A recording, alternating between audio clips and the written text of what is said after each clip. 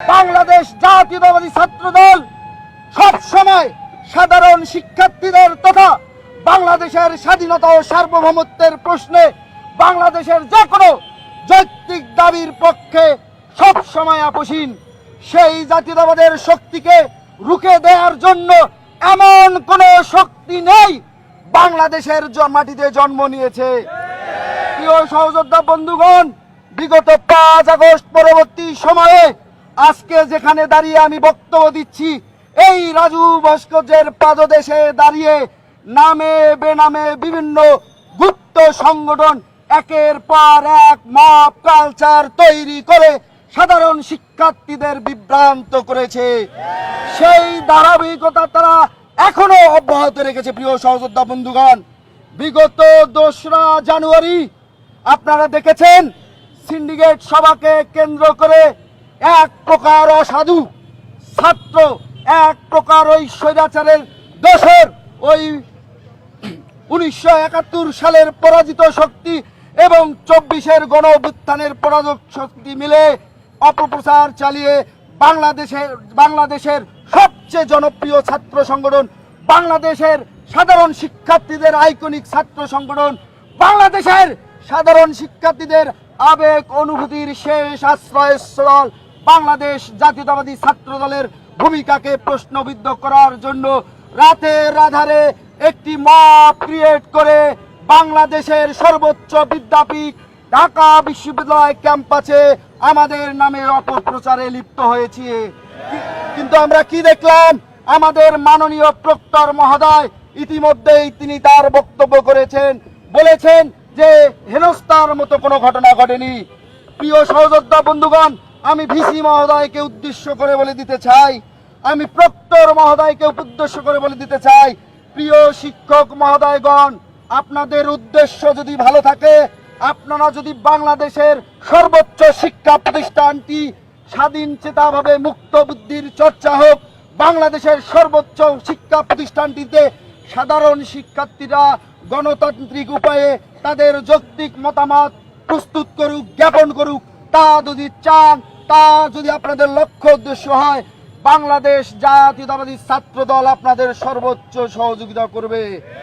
আমরা যদি কোনোভাবে বুঝতে পারি, প্রিয় ভিসি স্যার, প্রিয় সম্মানিত প্রক্টর মহোদয়, আপনারা মব ক্রিয়েটের সাথে সরাসরি যুক্ত, বাংলাদেশ জাতীয়তাবাদী ছাত্র দলের ঢাকা বিশ্ববিদ্যালয়ের সভাপতি আমি গণেশ চন্দ্র রায় সাহস আপনাদের বিরুদ্ধে হুঁশিয়ারি উচ্চারণ করে দিচ্ছি। প্রিয় সহযোদ্ধা বন্ধুগণ, আমি আপনাদের একটি বিষয়ে আশ্বস্ত করতে চাই, বাংলাদেশ জাতীয়তাবাদী দল ছাত্র দলের সাংগঠনিক অভিভাবক ইতিমধ্যে আমাদের দিক নির্দেশনা দিয়েছেন। আপনারা সব দিক নির্দেশনা অক্ষরে অক্ষরে পালন করে বাংলাদেশের সর্বোচ্চ বিদ্যাপীঠটিতে একের পর এক ইতিবাচক কার্যকলাপ পরিচালনা করে সাধারণ শিক্ষার্থীদের মধ্যে সাড়া ফেলেছেন। কিন্তু প্রিয় সহযোদ্ধা বন্ধুগণ, এতেও তৃপ্তি ঢেকুর তুলে চলবে না। কেননা বিভিন্ন বাহিনী, ওই ৭১-এর পরাজিত শক্তি এবং ২৪-এর পরাজিত শক্তি আমাদের বিরুদ্ধে এখনো উঠে পড়ে লেগে আছে। প্রিয় সহযোদ্ধা বন্ধুগণ, হলগুলোতে আপনারা যেভাবে সহিষ্ণুতার পরিচয় দিয়ে সাধারণ শিক্ষার্থীদের মনিকটায় অবস্থান করছেন, তা অবশ্যই অক্ষরে অক্ষরে পালন করবেন এবং এটা যুগ যুগ ধরে ধরে রাখবেন। আপনাদের যে দিক নির্দেশনা আমাদের জাতীয়তাবাদী ছাত্র দলের সাংগঠনিক অভিভাবক দিয়েছেন আমাদের মাধ্যমে, তা ইতিমধ্যে আপনারা পালন করলেও তা যাতে কোনোভাবে ব্যত্যয় না ঘটে সে ব্যাপারে সজাগ থাকবেন।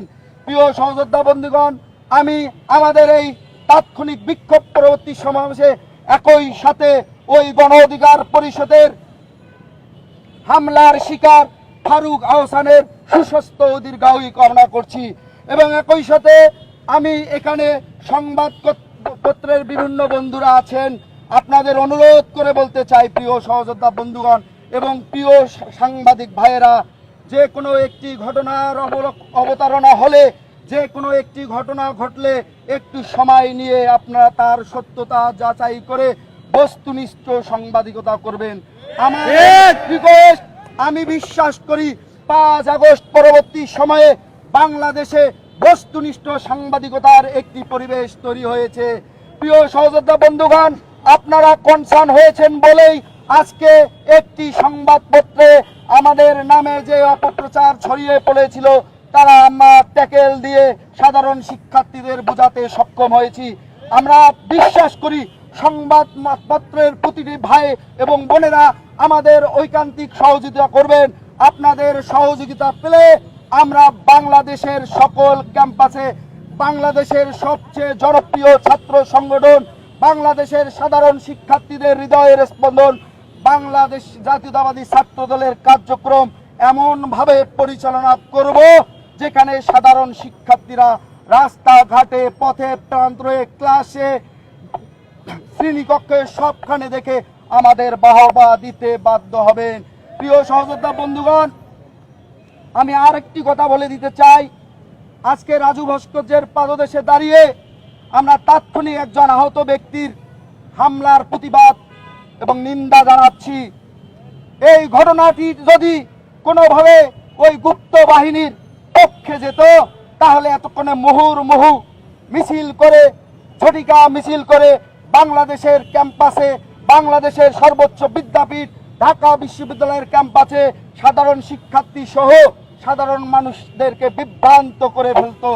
আমি বিভিন্ন ক্রিয়াশীল ছাত্র সংগঠনের ভাইদের একটি মহৎ উদ্দেশ্যের কথা বলতে চাই।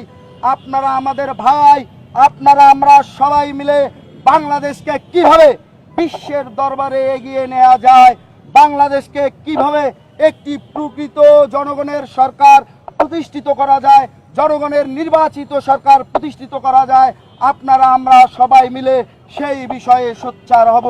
আপনারা ভুলে গেলে চলবে না, বিগত জুলাই আগস্টের আন্দোলনে বাংলাদেশ জাতীয়তাবাদী ছাত্র দল একমাত্র সংগঠন যে সংগঠনের 143 জন ভাই আমার শহীদ হয়েছে।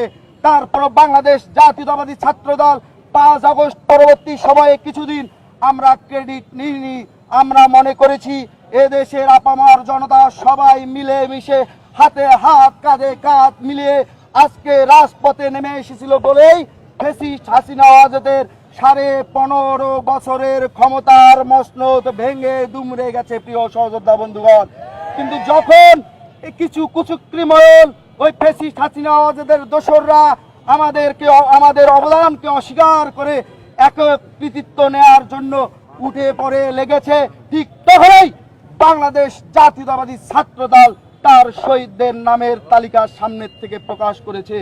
প্রিয় সহযোদ্ধা বন্ধুগণ, তারপরেও আমি বলি বাংলাদেশ জাতীয়তাবাদী ছাত্র দলের একক কোনো কৃতিত্ব নয়। সারা বাংলাদেশের ছাত্র জনতা যখন ফ্যাসিস্ট হাসিনা ওয়াজেদের